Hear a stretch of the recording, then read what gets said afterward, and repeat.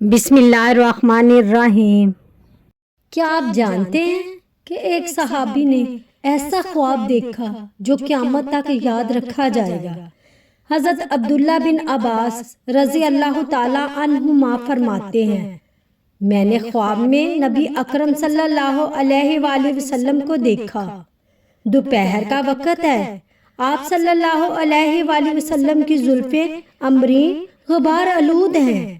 آپ صلی اللہ علیہ وآلہ وسلم کے پاس ایک شیشی ہے، اس میں خون ہے۔ میں نے پوچھا، یا رسول اللہ صلی اللہ علیہ وآلہ وسلم، اس میں کیا ہے؟ آپ صلی اللہ علیہ وآلہ وسلم نے فرمایا، اس میں حسین اور اس کے ساتھیوں کا خون ہے۔ میں سارا دن اس خواب کی وجہ سے بہت پریشان رہا۔ میں نے جب معلومات جمع کی تو پتہ چلا کہ ایک دن قبل حضرت حسین اور ان کے ساتھیوں کو شہید کر دیا گیا۔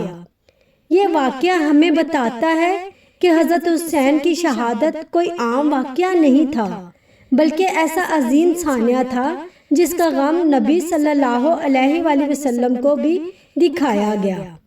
حضرت حسین کی قربانی ہمیں سکھاتی ہے کہ باطل کے سامنے کبھی نہ جھکے۔ نبی صلی اللہ علیہ وآلہ وسلم نے محرم کو کس کپڑے سے منع فرمایا؟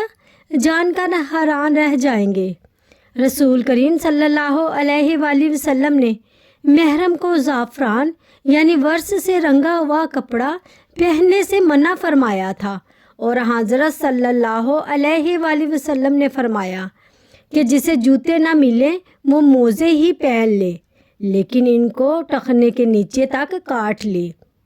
اللہ کی عبادت صرف نیت سے نہیں بلکہ نبی صلی اللہ علیہ وآلہ وسلم کے بتائے ہوئے طریقے پر کرنے سے قبول ہوتی ہے۔